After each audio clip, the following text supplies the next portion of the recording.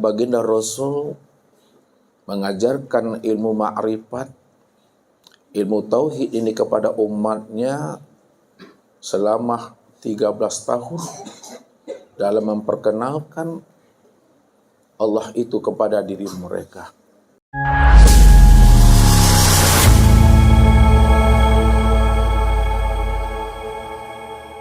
Bapak Ibu, saudara-saudaraku dan anak-anak kami, jamaah Tauhid Rabbani di mana saja berada, serta para muhibbin dan para pencari Tuhan yang dirahmati Allah.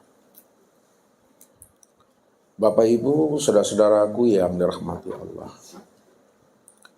ketika Allah Azza wa Jalla telah membukakan akan tabir rahasia dirinya kepada kekasihnya Habibullah Nabi Muhammad sallallahu alaihi wasallam, dan ketika itu pula lah baginda Rasul mengajarkan ilmu ma'rifat, ilmu tauhid ini kepada umatnya selama 13 tahun dalam memperkenalkan Allah itu kepada diri mereka. Maka ketika Rasulullah telah sempurna memperkenalkan ilmu ma'rifat dan ilmu tauhid ini kepada umatnya 13 tahun, maka di situ pula lah Allah menyempurnakan ilmu ma'rifat atau ilmu tauhid ini dengan memerintahkan kepada beliau dan umatnya untuk melaksanakan suatu ibadah. Makanya ibadah yang dikerjakan, ibadah yang kita tunaikan dan ibadah yang kita dirikan itu hendaklah benar-benar ibadah itu didirikan di atas pengenalan kepada Allah atau ma'rifatullah. Makanya sebelum Allah memfardukan dan mewajibkan ibadah salat, ibadah puasa, ibadah zakat, dan ibadah haji serta ibadah-ibadah yang lainnya, maka yang wajib lebih dahulu diperkenalkan Allah itu adalah dirinya kepada Rasulnya dan dirinya kepada umatnya ini. Inilah yang dikatakan Allah, innani anallah, la ilaha illa ana fa'budni. Sesungguhnya aku ini adalah Allah. Status diriku sebagai Allah itu adalah sebagai Rabbul Alamin. Jadi Allah itu Bapak Ibu statusnya sebagai Tuhan. La ilaha illa ana. Tidak ada yang nyata dan yang wujud. Tidak ada yang bersifat awal akhir zahir dan batin, kata Allah. Illa ana. Melainkan akulah yang sebenar-benar wujud dan sebenar-benar bersifat. Akulah yang benar-benar awal yang tidak ada ujungnya, tidak ada permulaannya. Akulah yang sebenar-benar yang akhir yang tidak ada pangkalnya dan tidak ada kesudahannya. Dan aku pula lah yang benar-benar zahir, tiada berbentuk dan berupa. Karena aku sudah nyata pada sekalian yang wujud ini. Dan sekalian yang wujud inilah sebenarnya wujud kezahiran aku yang telah nyata itu. Dan aku pula lah yang batin, kata Allah. Batinnya Allah itu Bapak Ibu tiada tersembunyi. Karena Allah itu telah zahir pada sekalian alam ini. Sekalian alam itulah wujud kezahiran nyatanya akan diri Allah itu. Karena dialah yang wujud secara tunggal, hanya dia satu-satunya dan tidak ada diri yang lain selain daripada dirinya. Maka itu yang Allah katakan, illa ana. Melainkan aku semata-mata, kata Allah. Jadi ketika Allah sudah memperkenalkan dirinya kepada Nabi dan Rasul, Nabi dan Rasul juga telah memperkenalkan rahasia Allah itu kepada umatnya 13 tahun namanya. Maka barulah ada pengabdian, barulah ada namanya penyembahan, baru ada namanya perintah sholat. Apa kata Allah? Fa'budni. Maka sembahlah aku. Hakikat menyembah itu Bapak Ibu adalah ma'rifat. Untuk mengenal dirinya yang sebenar-benarnya. Hakikat ma'rifat itu adalah liqo, berjumpa dan bersuah dengan dirinya. Hakikat kiko itu Bapak Ibu tidak lain adalah bermusahadah. Menyaksikan, memandang dan melihat akan rupa dirinya. Hakikat bermusahadah itu adalah bermuwajahah. Adalah bertatap wajah dengan dirinya. Jadi kita bertatap wajah dengan Allah itu Bapak Ibu. Dalam satu wujud, dalam satu rupa, dalam satu rahasia diri. Yang disebut namanya dengan insan. Maka setelah kita mengenal akan dirinya dengan pengenalan yang sempurna, zahir dan batin. Maka apa kata Allah? Wa aqimis sholata li zikri. Dirikanlah sholat itu. Bukan tunaikan. Orang yang sudah mengenal akan Allah, maka Allah katakan dirikanlah sholat itu li zikri, untuk mengingat akan diriku. Makanya orang yang sudah mengenal Allah, orang yang sudah berliku dengan Allah, orang yang sudah bermusyahadah dan bermuwajahah dengan Allah, dalam satu wujud, dalam satu rupa, dalam satu rahasia, disitulah dia bisa mengingat Allah itu Bapak Ibu. Mengingat akan zatnya, mengingat akan sifatnya, mengingat akan asma dan af'alnya pada wujud insan. Maka disitulah kita mesti mampu memahami siapa wujud insan itu, siapa rupa insan itu. Ini yang dikatakan oleh Allah melalui lisan Rasulnya. Khalaqal insan ala suratir rahman. Wa khalaqa Adam ka suratihi. Sesungguhnya insan itu dijadikan, diciptakan adalah untuk memandang akan rupa Ar-Rahman. Ar-Rahman itu adalah nama daripada dirinya. Kalaulah Ar-Rahman itu nama daripada dirinya, maka nama dengan dirinya itu benar-benar esa, satu wujudnya Bapak Ibu. Satu wujudnya, satu rupanya. Itulah nyata sebutannya disebut insan. Wa khalaqa Adam ka suratihi. Begitu juga lah Adam itu diciptakan dan dijadikan sesuai dengan rupa gambaran daripada dirinya sendiri. Maka ketika Bapak Ibu sudah mengenal dan memahami namanya Allah itu, dengan pengenalan yang sempurna zahir dan batin, insya Allah Bapak Ibu, itulah yang disebut namanya sholat yang khusyuk, sholat yang sampai. Sholat yang khusyuk dan sholat yang sampai itu Bapak Ibu, sholat yang sudah melihat, memandang dan menyaksikan Allah itu pada diri insan. Diri insan itu adalah diri Bapak Ibu. Walaupun diri insan itu Ustaz katakan diri Bapak Ibu, namun diri Bapak Ibu bukanlah kenyataan diri Bapak Ibu. Akan tetapi kenyataan diri Bapak Ibu itu tiada lain adalah dia semata-mata. Maka peristiwa kesempurnaan salat ini yang diambil oleh baginda Rasul Nabi Muhammad sallallahu alaihi wasallam, inilah yang disebut dan dikenal namanya peristiwa Isra dan Mi'raj baginda Rasul Nabi Muhammad sallallahu alaihi wasallam. Maka banyak rahasia yang tersembunyi dan terkandung di dalam peristiwa Isra dan Mi'raj itu Bapak Ibu. Karena Isra dan Mi'raj itu telah dicontohkan oleh baginda Rasul kepada umatnya.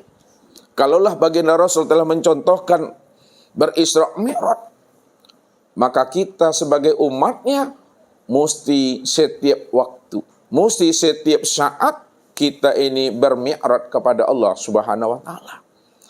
Makanya Rasulullah itu adalah sebagai contoh. Rasulullah itu adalah sebagai uswah, teladan yang terbaik bagi diri kita ini. Siapa yang ingin bermi'raj kepada dirinya, apa kata Allah? Laqad kana lakum fi Rasulillahi uswatun hasanah liman kana yarjullaha. Sesungguhnya diri Rasulullah itu terdapat contoh dan teladan yang terbaik bagi dirimu. Tentu bagi orang-orang yang ingin bermi'raj, bagi orang-orang yang ingin berliku, berjumpa dan bersuah dengan Rabb-nya. Makanya baginda Rasul sallallahu alaihi wasallam menjadi contoh dan teladan buat diri kita ini. Makanya Bapak Ibu, tidak ada satupun manusia yang mampu mengenal Allah tanpa wasilah Muhammad. Maka kenalilah hakikat Muhammad itu yang sebenar-benarnya. Ada Muhammad secara zahir dan ada pula Muhammad secara batin. Nah, kalau kita pahami makna Muhammad secara makna hakiki, itu maknanya adalah Nur Muhammad. Jadi sekalian alam, sekalian yang wujud ini, itu disebut adalah Muhammad. Akan tetapi kesempurnaan Muhammad pada segala yang wujud itu disebut namanya insan. Bahwa sekalian insan ini disebut namanya Muhammad. Namun yang dipilih menjadi nabi dan rasul itu hanyalah satu, yaitu Nabiuna Muhammad sallallahu alaihi wasallam. Yang punya ayah, yang punya ibu, yang lahirnya di Makkah, wafatnya beliau itu di Madinah. Maka beliaulah sebagai uswah dan contoh bagi umat ini. Walaupun beliau telah berpulang ke rahmatullah, namun akan hakikat dirinya itu tetap abadi, Bapak Ibu. Ya. Kenapa tetap abadi? Karena ruhnya itu tiada lain adalah Muhammad juga, Bapak Ibu. Maka sempurnalah zahir dan batin itu pada diri beliau. Dan walaupun Bapak Ibu tidak bernama Muhammad, namun rahasia hakikat diri Bapak Ibu juga dikatakan Muhammad. Siapa Muhammad itu? Ini yang Allah katakan, wa ja'alulahu min ibadihi juz'an, bahwa sesungguhnya Muhammad itu bahagian daripada diri Tuhan itu sendiri. Kalaulah Muhammad itu bahagian daripada diri Tuhan, tajalli daripada diri Tuhan, itu maknanya tiada lain adalah Tuhan itu sendiri, Bapak Ibu. Ini yang mesti kita pahami. Ya. Muhammad yang ada pada diri kita masing-masing ini. Qad ja'akum rasulun min anfusikum. Telah datang kepada kamu seorang rasul dari dirimu sendiri. Mana yang dikatakan rasul? Rasul itu maksudnya utusan. Utusan Allah yang bernama Muhammad pada diri Bapak Ibu disebut namanya dengan ruh. Maka kalau boleh dikatakan secara makna hakikatnya, ada Muhammad yang secara khodim, ada Muhammad secara baharu. Muhammad secara khodim itu yang disebut namanya dengan ruh. Muhammad secara baharu itu yang disebut namanya dengan tubuh.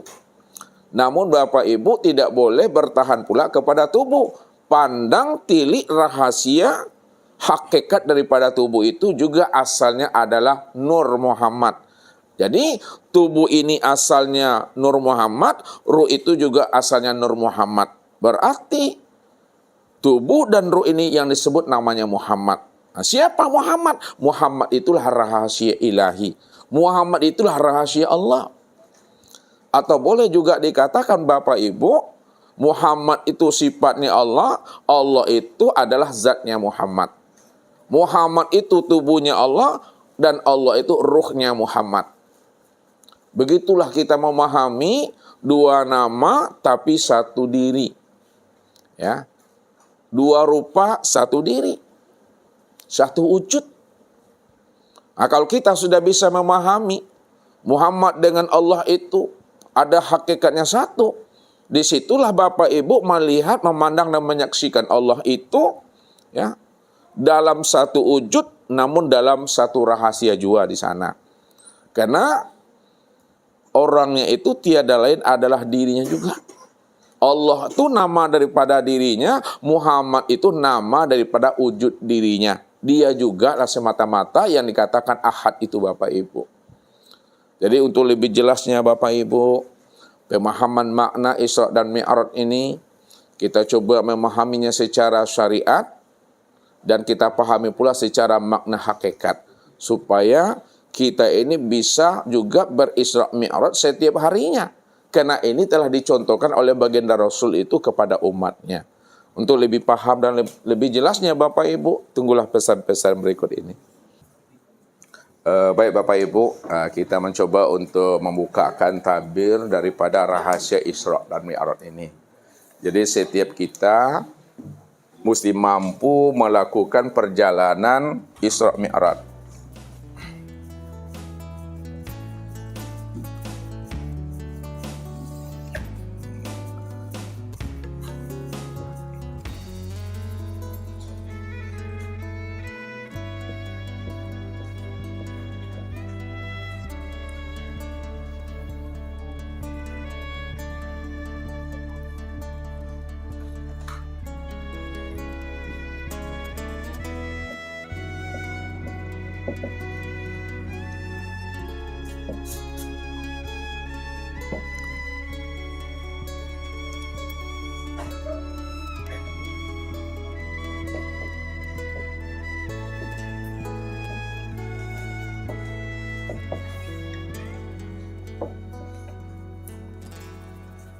Jadi proses Isra dan Mi'raj itu Bapak Ibu diawali dengan suatu sebab. Likulli syai'in bisababihi. Tiap-tiap sesuatu itu pasti ada sebabnya. Tak mungkin Nabi itu diperjalankan oleh Allah tanpa diawali dengan sebab. Namun orang yang sudah beriman, orang yang sudah putus pandangannya kepada Allah, di mana mereka juga tidak mau bertuhan kepada sebab. Akan tetapi bertuhanlah kepada Allah yang menciptakan sebab. Karena setiap peristiwa yang terjadi pada diri Rasulullah dan termasuk pada diri kita ini Bapak Ibu, itu tidak pernah ada kebetulan. Semuanya itu sudah tertulis dengan sempurna, awal sampai akhir, zahir sampai batin. Jadi kehidupan yang kita lalui ini, kita menjalani ketetapan takdir yang telah Allah tuliskan kepada diri kita masing-masing. Dan catatan takdir itu juga telah dikalungkan pada lehernya Bapak Ibu.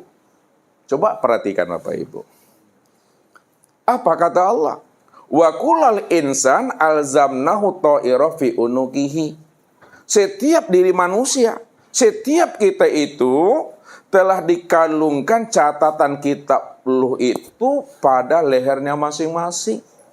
Itu artinya setiap saat, setiap waktu perjalanan kita sampai habisnya usia umur kita, itu semuanya telah sempurna. Ini yang dijelaskan oleh baginda Rasul kepada kita. Kataballahu maqadiral khalaiq qabla ayakhluqas samawati wal ardi khamsina alfasana. Allah telah menuliskan ketetapan takdir itu. Masing-masing diri kita ini itu 50.000 tahun sebelum adanya alam semesta. 50.000 tahun sebelum adanya alam ini Bapak Ibu. Itu sama artinya 18.250.000.000 tahun sebelum adanya langit dan bumi ini. Sudah sempurna ditulis dan ditetapkan Allah.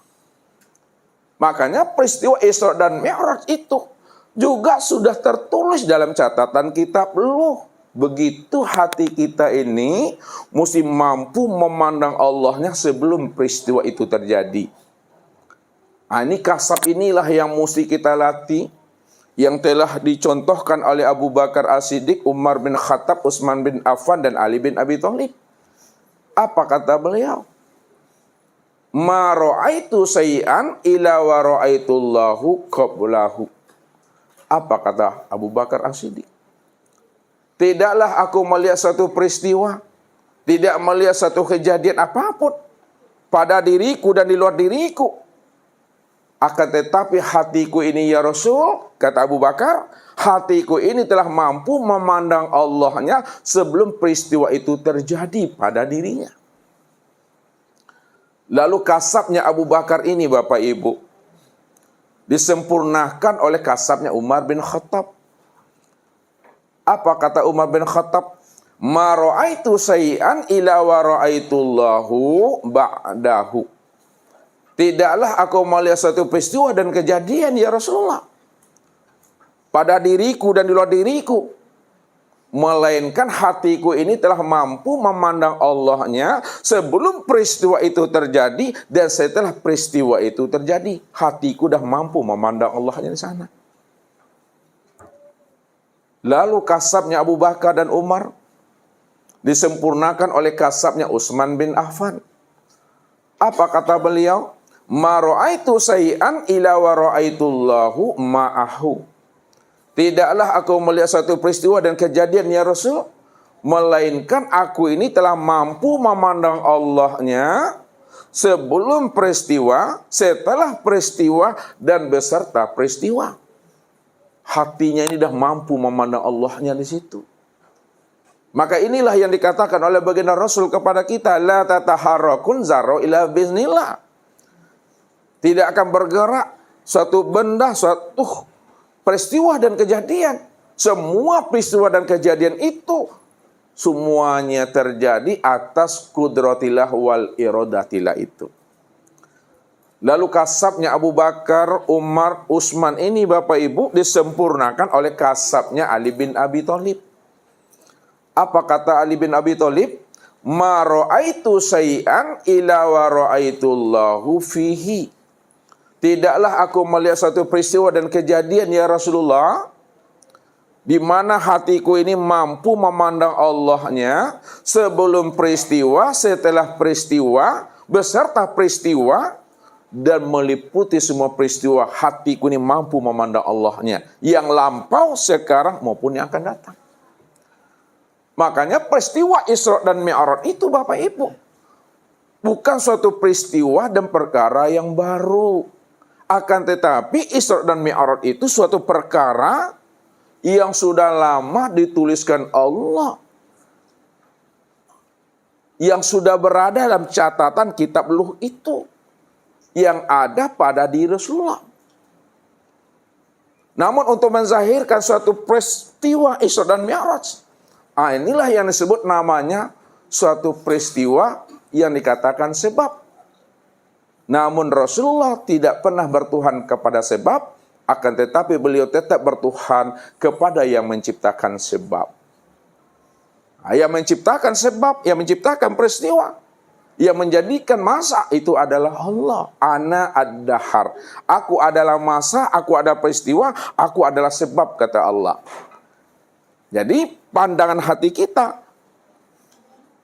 pandang Allahnya di balik setiap peristiwa itu Bapak Ibu. Supaya kita ini benar-benar selalu istiqomah di atas jalan hidayah dan petunjuknya. Nah, yang pertama Bapak Ibu, apa sebab yang terjadi pada diri Rasulullah itu? Nah, sebab yang terjadi pada diri Rasulullah itu yaitu meninggal istri beliau yang bernama Siti Khadijah. Berapa usia beliau meninggal, Bu? Kalian enggak tahu dah? Enggak tahu deh. Siapa yang enggak tahu? Kalian enggak tahu satu? 65 tahun.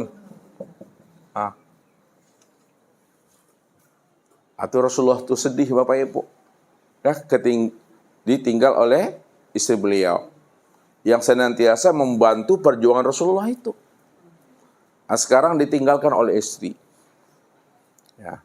Namun Rasulullah Bapak Ibu, ya, di dalam kesedihannya itu dia tetap berdakwah.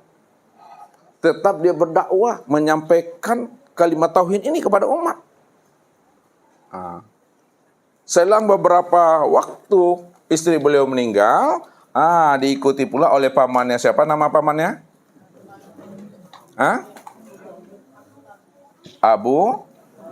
Abu Thalib juga meninggal dunia. Berlarut-larut kesedihan Rasulullah Bapak Ibu. Namun beliau tetap istiqomah berdakwah. Ya, karena profesi Nabi dan Rasul itu adalah menyampaikan kalimatilah ini di muka bumi. Kemana Rasulullah itu berdakwah Bapak Ibu? Kemana? Ke Harau. Rasulullah itu berdakwah ke Taif. Ke Taif Rasulullah, bukan ke Harau. Ya, ke Taif tuh. Dibawalah anak angkat beliau bersama nama anaknya Mawa. Lupa nama anak angkatnya. Lupa. Siapa ibu-ibu yang udah baca buku ada? Mana Rami? Bapak sampai ingat anak angkatnya Rasulullah? Zaid apa namanya? Anak kandung sendiri apa? Anak angkat beliau itu adalah Zaid bin Harisa. Zaid bin Harisa. Jadi Rasulullah itu berdakwah ke Taif, dibawanya adalah anak angkatnya Zaid bin Harisa. Tapi setelah Rasulullah itu sampai ke Taif, Bapak Ibu, dakwah beliau itu tidak diterima di sana, ditolak. Bukan hanya sebatas ditolak, nggak diterima Bapak Ibu. Rasulullah itu dihina, dicaci, bahkan dilempari oleh mereka. Sampailah tubuh Rasulullah itu ya berdarah. Kemudian Zaid bin Harisah, dia sudah punya komitmen, ya, iskariman aumut syahidan. Iskariman aumut syahidan. Kalau aku hidup, hidup aku itu adalah mulia. Kalau aku mati, matiku itu adalah syahid. Maka ketika Rasulullah itu dilempar oleh orang Taif dengan batu, maka Zaid bin Harisah Bapak Ibu menjadikan diri beliau itu sebagai tameng dan tirai bagi Rasulullah. Sehingganya apa? Diri Rasulullah itu tidak kena lemparan batu, akan tetapi yang kena lemparan batu siapa? Zaid bin Harisah. Nah, pada saat yang genting itu Bapak Ibu, turunlah malaikat menyampaikan seruan kepada Rasulullah. Wahai Muhammad, engkau adalah kekasih Allah, engkau adalah utusan Allah. Doamu mustajab, doamu didengar oleh Allah. Minta kepada Allah ya Rasul, supaya negeri Taif ini betul-betul mendapatkan bala. Rasulullah itu takut Bapak Ibu. Ya. Takut tuh maksudnya apa? Bukan takut dengan mereka. Takut jangan-jangan nanti Allah akan menurunkan bala kepada mereka karena mereka menyakiti wali dan kekasihnya. Ini yang dikatakan oleh Rasul sebagai penyampai kalam Tuhan. Man adani waliyan faqad hazamtuhu bil harbi. Barang siapa yang menyakiti kekasihku, kata Allah, menyakiti Nabi dan Rasulku, sudah samalah dia itu menantang aku. Kalaulah kekasih Allah yang disakiti, kekasih Allah yang dizolimi, maka yang marah siapa Bapak Ibu? Yang marah Allahnya. Ya. Ketika itulah Rasulullah menyampaikan kepada malaikat, wahai Jibril, aku ini diutus Allah bukanlah untuk melaknat umat. Ya. Akan tetapi aku diutus oleh Allah liutammima makarimal akhlak. Aku diutus oleh Allah, wahai Jibril, untuk menyempurnakan akhlak mereka. Bagaimana mereka itu mampu mengenal Allah. Andai kata mereka tidak beriman, ya Jibril, ayah ibu mereka tidak beriman, aku masih menaruh harapanku, aku tetap gantungkan kepada Allah. Mudah-mudahan nanti anaknya beriman kepada Allah. Sekiranya anak-anaknya ya Jibril tidak beriman kepada Allah, aku masih punya harapan mudah-mudahan cucunya nanti beriman kepada Allah. Kalau cucunya tidak beriman juga, ya Jibril, hatiku ini masih punya harapan kepada Allah, mudah-mudahan cicitnya juga beriman kepada Allah. Kalau cicitnya belum juga beriman, ya Jibril, aku tidak pernah berputus asa. Aku tetap punya harapan, mudah-mudahan cicitnya sebelum datangnya ajal, mereka telah beriman kepada Allah. Begitulah Rasulullah itu, sandaran tempat berpijak dan berpegangnya itu benar-benar kuat dan kokoh. Memegang tali Tuhan itu Bapak Ibu. Nah, mana yang tali Tuhan? Nah, tali Tuhan itu Bapak Ibu berzahir dan berbatin. Tali Tuhan secara syariat itu maknanya silaturahim. Tali Tuhan secara makna hakikat kulimah la ilaha illallah. Itu yang tali Tuhan itu. Nah, mana yang tali Tuhan la ilaha illallah itu yang ada pada diri Bapak Ibu? Nih yang turun naik ini. Hu Allah. Itu dia. Hu Allah. Masuknya hu, keluarnya Allah. Naiknya hu, turunnya Allah. Itu yang tali Allah tuh. Tali rahasia yang ada di dalam diri kita. Penghubung rohani ini dengan Tuhan. Makanya kita mesti berpegang dengan tali Allah yang ada dalam diri ini. Jangan sampai putus tali Allah itu. Siapa yang putus tali Allah di dalam dirinya, di mana turun naiknya napas, keluar masuknya napas, tidak berzikir, kena putus hubungannya dengan Allah. Apa kata Rasulullah Bapak Ibu? Man akhraja nafasin bi ghairi li zikrillah fahuwal mait kal hayawan dunal baqara kal khinzir.